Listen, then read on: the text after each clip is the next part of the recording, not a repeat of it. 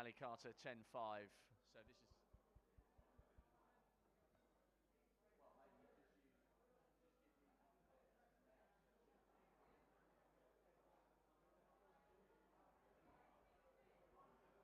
just about to get going here. 1-2, 1-2, that's a little bit better.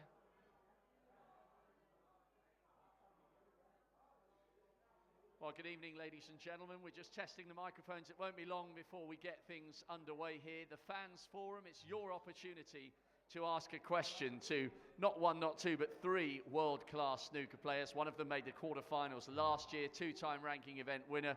The other two are still in the championship. Joe Perry plays tomorrow morning. He's up against Zhang Anda. And Barry Hawkins came through that marathon match against Matthew Selt, leading 7-2, 9-4. Selt took him back to 9-all, and then he won it in the decider. So we will be getting going quite soon. If you've got any questions for the guys, then feel free. We will be going live in around about 5 minutes' time. Thank you.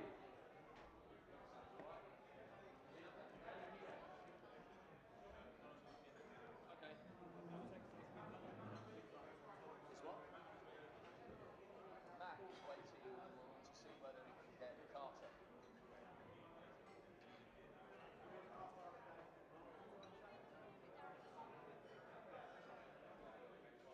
Nick, apparently it's struggling to hear it down the bottom.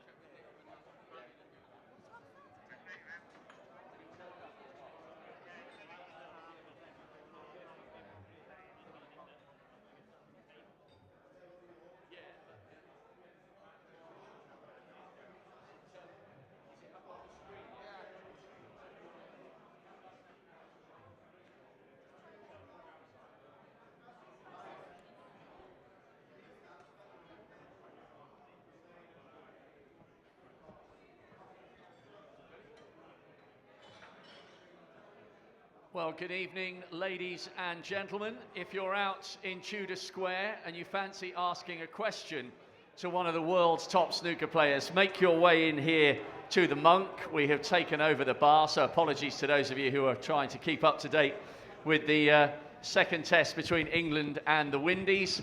Great afternoon we've had at the Crucible. Ali Carter getting through 10-5 against Alan the Angles McManus, and then 7-2 Ronnie O'Sullivan against Craig Steadman. Steadman had a couple of really good breaks in that match, so perhaps not as one-sided as it appeared, and Ronnie O'Sullivan having an issue with his shoes, switching with the tournament director Mike Ganley. There's never a dull moment when the Rocket's taking centre stage.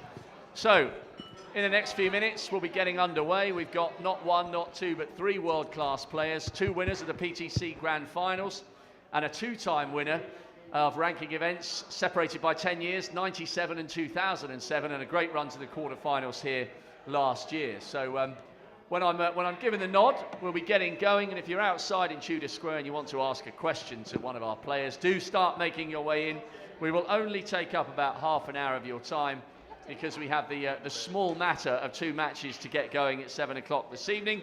We've got Matthew Stevens against Mark Williams, a rerun of the final from so many years ago. And we've got the end of Mark Allen against Ryan Day. Mark Allen's looking good in that one. Ryan led 3-1, and then I think now Mark's ahead 6 frames to 3. So, not too far away. Think of your questions, keep them clean, and our three esteemed guests will do their best to give you their thoughts. Remember, one of our players who's about to emerge is playing tomorrow morning.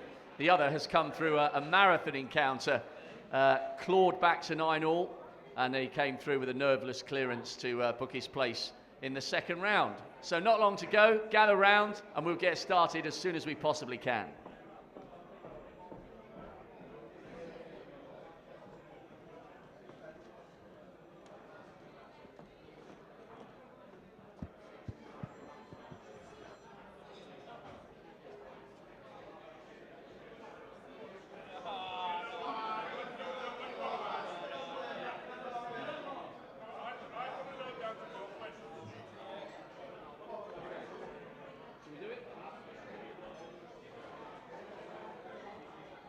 So we're going to start in 1 minute's time, ladies and gents. If you're outside on the watching on the big screen and you fancy asking a question, then come on in.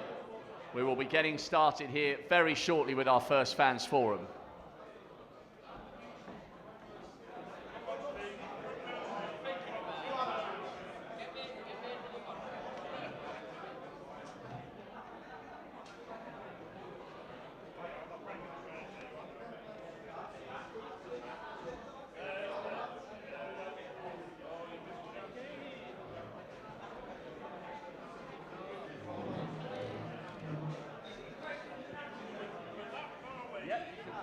You can pose questions. Try and keep them vaguely clean, because it's not 9 o'clock yet. So I'm sure they'll do their best to give you an honest answer.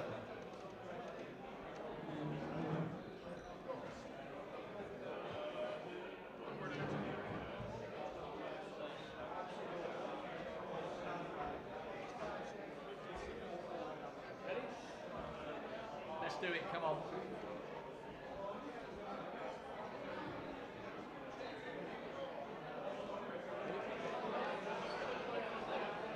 Okay, so good evening and welcome, ladies and gentlemen. This is the first time we've ever done a fans forum. We're delighted to be here in the Monk. We know it's a great stopping point here on the way in and the way out of the Crucible. We've had top quality drama for the first 3.5 days.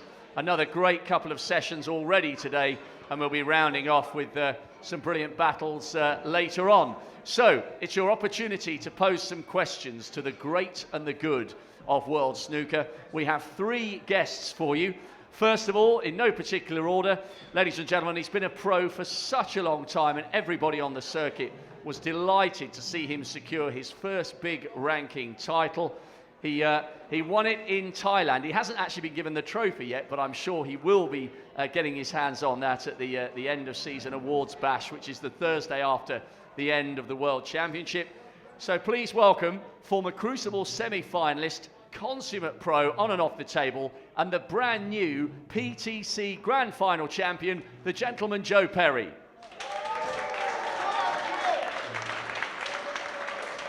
Cheers, Joe. Anyway you like. And next, a man who's won 2 ranking titles in 1997 and 2007, never short of a word or two. Now, if you've got a question for this guy, he's probably only halfway through his first answer when we've been listening for 3 minutes. But he is a real statistician and a real historian when it comes to snooker. And as well as winning those 2 ranking titles, we haven't seen him here this year at the Crucible, but he had a fantastic run to the quarterfinals last year. Ladies and gentlemen, please welcome the pride of Wales, the spaceman, Dominic Dale. Yeah, don't look for the exit, Dominic. Almost destroying the set. There you go. He might even finish with a little burst of opera, which he's not too shabby at. And last but by no means least, ladies and gentlemen, he's just about recovered from a marathon match, led 7-2 and 9-4, I believe, against a certain Matthew Selt, and was then pegged back to 9-all, but it was a nerveless clearance. This is a guy who's come of age in the last few seasons. Won the Aussie in 2012, and then won the PTC Grand Finals last year before handing on to Joe this time round. Runner-up to Ronnie in 2013, semi-finalist last year, and he's still in it to win it. Please welcome the Hawk, Barry Hawkins.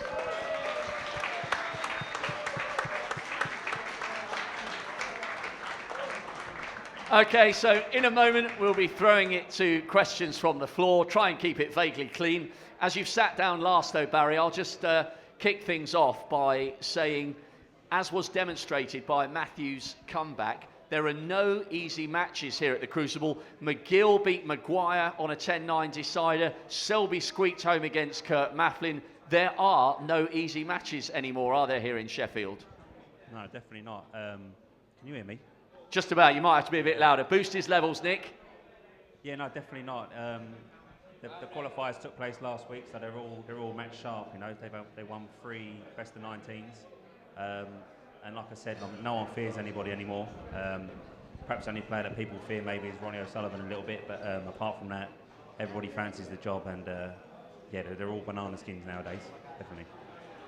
Dominic, Disappointment that we don't get to see you here at the Crucible this year, but a great run to the quarters last year. Just how tough is it at Ponds Forge? Because many people obviously come here to the Crucible, but they haven't necessarily got enough time to take off work to go and watch the qualifiers. It's brutal down there. Good afternoon, everyone. Good evening, even. Anyway, yeah, now my microphone's turned up. Everyone wants to hear me, I'm sure. It is very difficult in the qualifiers in Ponds Forge. That's not me. As Rob said, yes, you do have to play 3 matches to get through, 3 long best of 19s. Unfortunately for me, I lost 10-9 in my second match to Joe Swale. I would have had Matthew Stevens qualified if I'd have won, so I had a really tough draw. But what you don't realise is in the qualifiers, the table setup is different to the Crucible here, where you've got the television setup, proper lights, and the table heating. The conditions are fantastic here. In the qualifiers, sometimes the table's a little bit trickier to play on. It's the same for everybody, but it makes a lot of long matches sometimes, and you know, with 3 best of 19s in a week, it's pretty tough work, and there's a lot of pressure out there, you know. And I didn't get through this year, but I hope to get through next year. Well, that's pretty much it, Rob, I think. Yeah, you'll be back, Dominic. Of that, there can be no doubt. And Joe, a long time to wait for your first round match, but for those people out there, and there are many of them who are really knowledgeable about snooker, how nice was it for you to get that monkey off your back and nail the big one? Forget about 100 grand. You've been a great pro for so many years. It must be fantastic to have one of the big ones now under your belt. Yeah, it was fantastic for me. You know, it was a sort of something you always want to do. You really just practice hard all the time. You just practice so hard, you know, just searching for that big win. And when you come so close, I lost 10-9 to Neil Robertson at the start of the season, which would have been my first big win. And you think maybe that was my chance missed, you know, but you just keep plodding on, and you just hope that when the opportunity comes along, you'll be able to take it. And luckily for me, I did. You certainly did. Joe's got Zhang tomorrow morning, so he'll be hoping to get straight off to a winning start there.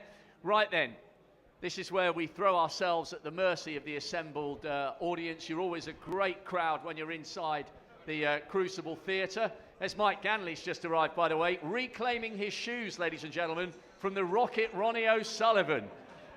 So Ronnie has walked a couple of frames in Ganley's shoes. Not many people can say that. Okay, he leads 7-2, by the way. Craig Steadman, fantastic set of supporters for him, and they'll do their best to get him going again when that match resumes tomorrow. Any questions from the floor for either Barry, Dominic, or Joe? Down the front. Just wait for the mic, Tiger. I've seen that in the first round they bet roughly 2-5 Williams, 9-4 Stevens. I think 9-4 Stevens is a massive price. Do you agree with that or not? They don't normally get it wrong, to be fair. Obviously, Matthew on previous Crucible history, it's a massive price, but on this season's form, then you would say they've probably got that one about right. Mark Williams is close to being back to his best, and Matthew showed signs last week in the qualifiers, but he's still like a little way off, what we know he can produce. So they've probably got that one about right, but it wouldn't be the biggest shock in the world if Matthew was to come through. Matthew does have a fantastic record, of course, at the Crucible. They're two really, really good mates as well. So it's a fascinating match in prospect. That one gets underway in just over 50 minutes' time. Give us a wave if you want to ask a question, and the microphone will be put in place. We'll come to you next, sir, if you can get down there. Towards the back there with the white fleece. What's happened to Michaela Tabb? Where is she? That, in rugby parlance, that is what they call a hospital pass. To be fair, most of us haven't been party to what's gone on. I'm gathering from the little bits of information that we've heard in the press room, it's been a parting of ways. It's been mutually agreed. I think Michaela has got loads and loads of opportunities, not just within the specific confines of World Snooker, but as far as her World Snooker career is concerned, she's retired, but I rather suspect she'll be doing plenty of refereeing elsewhere. And by the way, she's already married. Okay. Anybody? Oh yeah, the guy down there with the blue T-shirt. Yeah. What do you think of a current setup where there's snooker matches nearly every week, and is there still time to practice? Okay, well, I guess that's a relevant question for all of you to answer. Perhaps you start that one, Barry. Yeah, it's a good question, to be fair. Try use Dominic. Just in case you couldn't hear the question, the question from the guy down at the front was regarding what's it like to now be playing virtually every week of the season. Do they even have enough time to practice in between the non-stop tournaments? Yeah, no, it's very tough nowadays. You don't get much time at home. And to be fair, I mean, you probably don't need to practice as much as we used to because we're playing week in, week out matches every, like I say, month in, all year round. So, yeah, no, it's a tough schedule, and it's finding the right balance. It's hard to plan everything, but at the same time, you need to make ranking points up. So, yeah, no, you're busy all season now, so it's tough. Dominic, do you fancy coming up with an answer? Yeah, it's worth noting as well, in some of the venues that we play at now, even in China, they're taking 128 players to venues. Well, 64, sorry, to some venues, 128 in tournaments like the Welsh Open. And normally you're allowed 2 half-hour sessions of practice per day. And you can book those, they've got to be at least 2 hours apart from each other. But in some of the tournaments, you've got the whole tour there, or at least half a tour. And sometimes that's reduced to 20-minute sessions, so it's not easy. Okay, thanks very much, Dominic and Barry. We got a question from Twitter. The hitman, Michael Holt, sadly unable to join us at the Crucible this year, but I'm sure he'll have another crack next time round. Michael Holt has written, is it true Barry, as in Hearn, is that, oh no, as in Hawkins, is the tightest man on tour? And Joe Perry, I believe, wants to answer that question. It's actually not true. Barry is the second tightest man on tour, and Michael Holt is the tightest man on tour. You've got to have an opportunity to defend yourself there. How does he know we're doing this? Because he said he wasn't going to watch any snooker for these 2 weeks because he didn't qualify. So yeah, no, I'm definitely not the tightest man on tour, and he never buys a drink. So Well, yeah, actually, that's not true. Michael Holt actually is quite tight himself, but I've got to say, this man, he does wake up in the middle of the night to see if he's lost any sleep.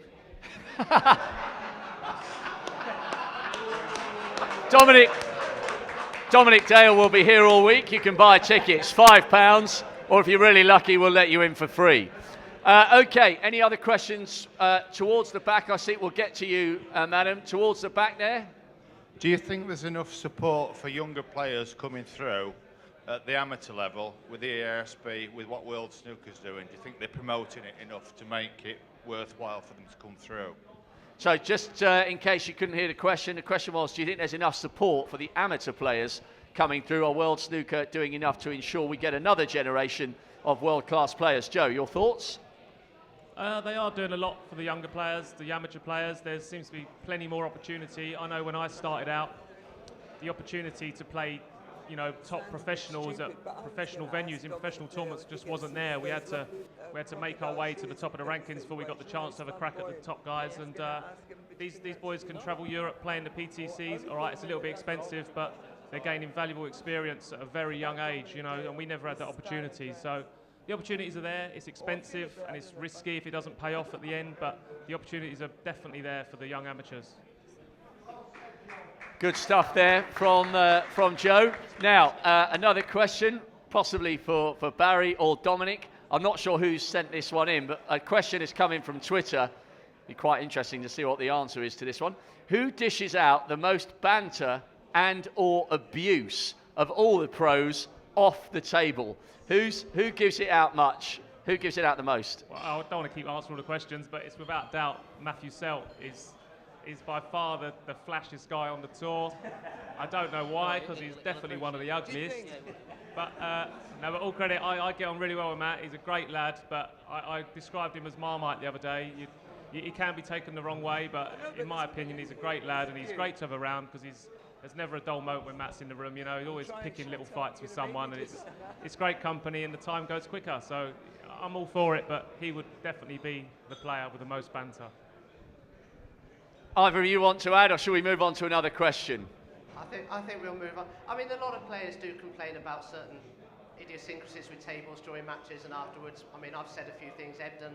We all complain as we get older. I think that's the way we are, but I think Joe's got it one there. Matt Selt's probably the one I'd be nominating.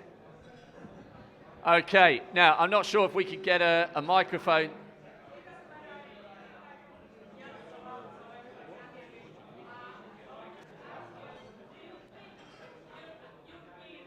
Appreciated as an athlete outside England, or no, all of you. And one thing, Barry, I was watching your game at home in Finland last night, and this is pretty amazing being here now. So, well played.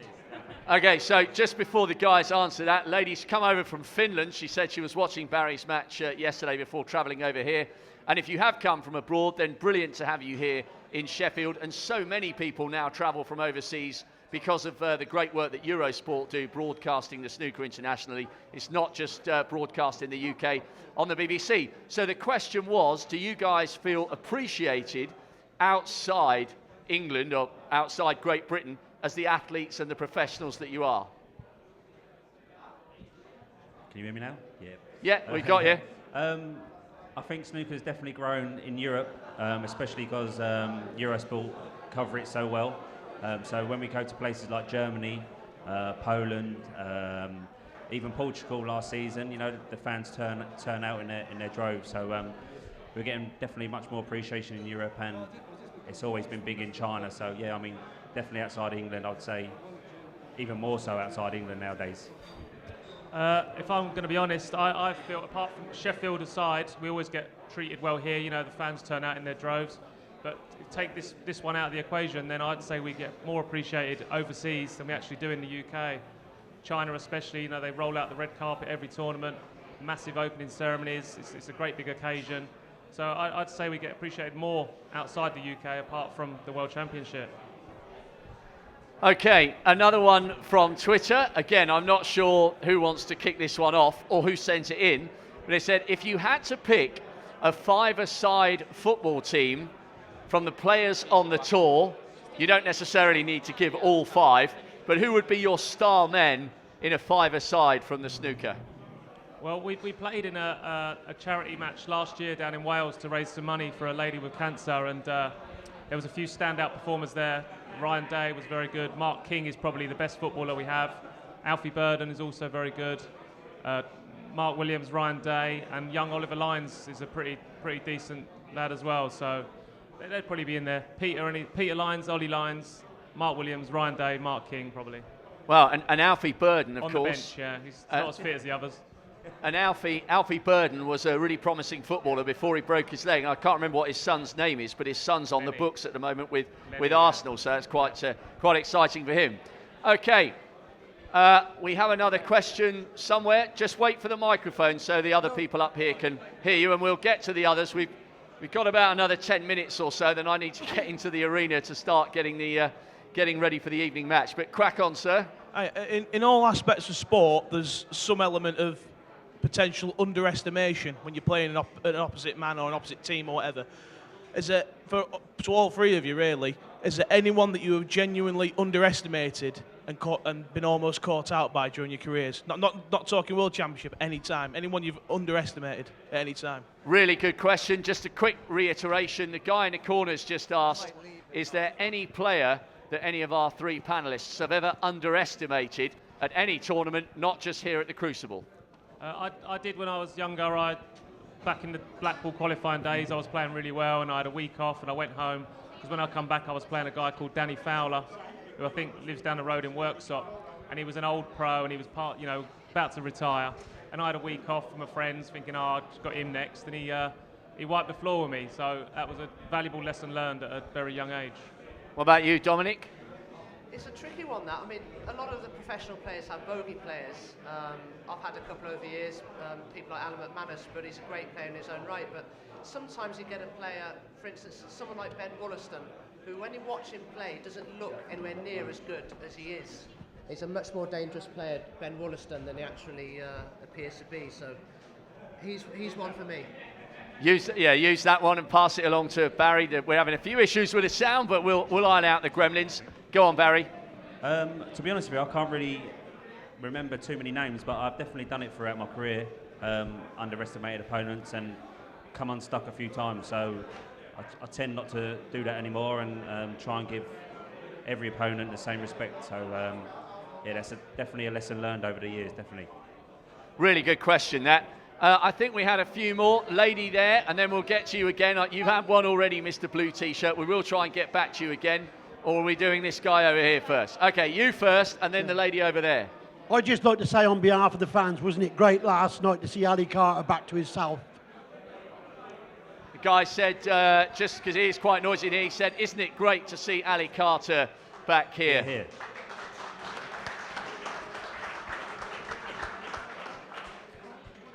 Yeah, absolutely. If I may offer something on that, I shared the flight home with Ali from Beijing. I went just for a couple of days at the start of the China Open, and we were chewing the fat in the queue to get on the plane, and he was saying how much he was looking forward to getting his reception at the Crucible, because even though he got a wonderful standing ovation at the Masters, he felt as though coming here would draw a complete line under what he described, can I swear now because we're not on the BBC, under what he described as an effing awful year. And he was really looking forward specifically to hearing the reception that he got from the crowd last night, and he was quite emotional when he came out. So yeah, absolutely brilliant, and he's now into the second round. The lady there is desperate to ask a question. So too is George Riley from 5 Live. Can you get the microphone down to that lady before she walks out? I'd just like to ask the panel, we've been talking about Ronnie O'Sullivan all day today, as we always do when he plays. As fellow players, does it annoy you how much attention he gets compared to the rest of you guys? Okay, I'm sure you did all hear that question, but just in case you didn't, George Riley, brilliant broadcaster, he's here for 5 Live, has just asked the guys, he's reiterating the fact that in the press room, loads of the talk, of course, is not just about the fact that he's 7-2 up, he's taken his shoes off, and it's alluding to the fact that every time he does anything on the table, good or bad, everyone's always talking about Ronnie, and the question is, do any of the three guys feel that that's unfair or not necessarily reflective of what else is going on the tour with the other great pros? I don't think it's unfair because Ronnie's the biggest name in the sport and he brings all the headlines, he brings the press guys in, we get some good press in the papers and stuff. Without Ronnie we probably wouldn't get it, but it does make you wonder a little bit sometimes, especially when he probably gets beat and he's not in the tournament anymore and he's still the one making the headlines. There's other players around and we don't, it's not fair, but that's just the way it is, unfortunately. I don't personally mind that. I mean, all the attention that Ronnie gets from the media and the public alike, that's something that he has to deal with personally. And if I'm playing him as a player, of course he's a tremendous player, one of the greatest ever. And when you play him as a fellow professional, he's just got a job to do. He can deal with all the media side and the attention that he gets himself. I mean, I don't personally, it doesn't bother me. He's so important to this game of snooker, and I'm sure myself and all our fellow professionals just appreciate what he gives to the sport and the enjoyment he gives to so many millions of people, and just how important he is to the game for all of us, really. Barry, would you like to add something to that or not really? No, I just agree with the boys really. So they said everything that needs to be said. So yeah, there you go. Okay, right. Finally, madam, we're going to get to you. There you go. Hello. I'm aware that Sean Murphy's doing a lot of work with a spray to stop the ball kicking so much. I wondered if you'd like that brought in. Do you not hear me? Yeah, a little bit louder. Sorry. Hi. Is that better? I'm aware Sean Murphy's doing a lot of work with a spray that goes on the balls to stop it kicking. So I wondered, one, would you like that brought in sooner rather than later? And if there was one thing you could work on to improve about the game, what would it be? At the moment, I'm not a fan of the spray because I don't think it's not finalised yet, and it still brings up inconsistencies. If it was going to completely eliminate kicks and bounces, then I'm all for it, but it's still very inconsistent. My one thing I would change in snooker, I would try and incorporate a shot clock to speed play up, especially when we go abroad and we have like 3 or 4 best of 7s in a day. Sometimes we're still playing at 1:30 in the morning because of slow play. So that's one thing I would try and eliminate from snooker and make it more appealing to the fans. Barry, maybe you give an answer on this one as you didn't on the last. Any thoughts? Yeah, I don't agree with using a spray at the moment. We tried it in Portugal, and I played the first match when they used it, and the balls were reacting like ping pong balls. It was unbelievable. So yeah, I don't agree with it. And one thing that needs to improve, I think, is the inconsistent bounces that we get on the snooker tables at the moment. It sometimes makes you look a bit stupid. So if they can eradicate that, then I'm all for it. Okay, slightly more. We will get to that question in just a moment. Don't worry. We've had one that's come in from the LTD Syndicate. Dominic, it says here, what next for Dominic Dale's hair? Oh my God. Okay, yeah. The problem is I never know what's around the corner for me. It's going a bit grey at the sides, that's why I'm dyeing it all the time. Whether I'll ever peroxide it again, I don't know. Kerry, my girlfriend, quite likes the idea of a bit of blue in my hair, don't you, darling? Yeah? A bit of blue, maybe. Blue? A bit of electric blue, Rob. What do you think? Okay, well, we've heard it here first. Dominic Dale will be appearing next season with blue hair. The mind boggles. Okay, over towards the back, and then I think we're pretty close to having to wrap up, actually, coming up to 6:30. Over there. Hiya, chaps. Just a quick one. Obviously, I know snooker's not very physical, but obviously it's mentally tough. Obviously rugby, football and certain golf, everyone has rituals. Snooker, obviously with it being so mentally tough, do you have like any superstitions or any rituals you do before a previous game or what have you, or even eating physically or whatever, sleep patterns, blah, blah, blah, basically? Okay, no need to repeat that question. That was nice and loud. Guys, over to you. Barry, maybe? I can't really say I do, to be honest with you, but if there's one thing that I've done is maybe, I don't know if I should admit to it, is maybe wear the same pair of socks a few times. Lucky socks, I suppose, maybe, but they get a bit smelly breaking news here, breaking news. Will you have washed them before the next round? No, just hang them outside. Get a bit of air on them, they're all right. Just let them hum a little bit. It was the hum of victory in that last frame against Matthew Selt. Okay, Dominic, follow that. Yeah, I don't have any superstitions really. I try to keep to the same routine for every match I play because that does breed consistency. I think if you're a little bit fastidious in what you're wearing and doing, having lucky pairs of socks or watches and stuff you want to wear all the time, I just look at that as a little bit of a mental weakness. That doesn't win you a match. Proper preparation does. So eat well, drink well, sleep well, prepare the same for every match. Can't go wrong with that. Joe, is there anything else to add to that?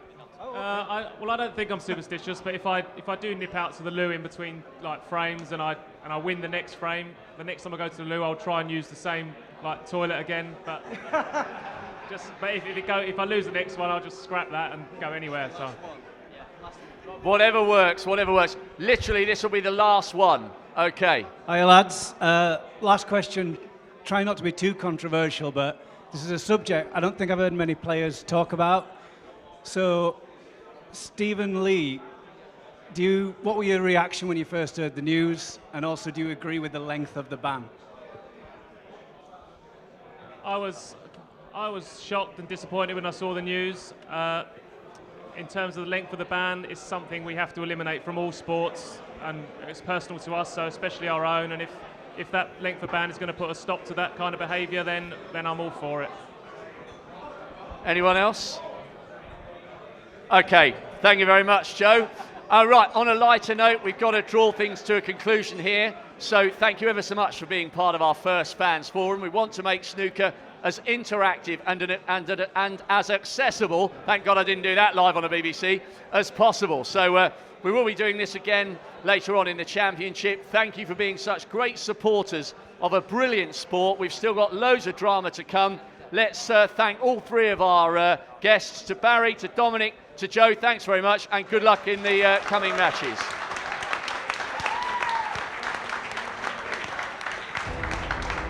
.32 of snooker's elite will descend on Sheffield's legendary Crucible Theatre. For 17 days they will battle it out over the green baize. A grueling test of character, accuracy and pure skill. Hundreds of millions of fans will watch from all over the world, whose grit and determination will prevail. Face to face in a best of 35 frame final, fighting for the title every player dreams of. There will be only one winner. Betfred, proud sponsors of the World Snooker Championship.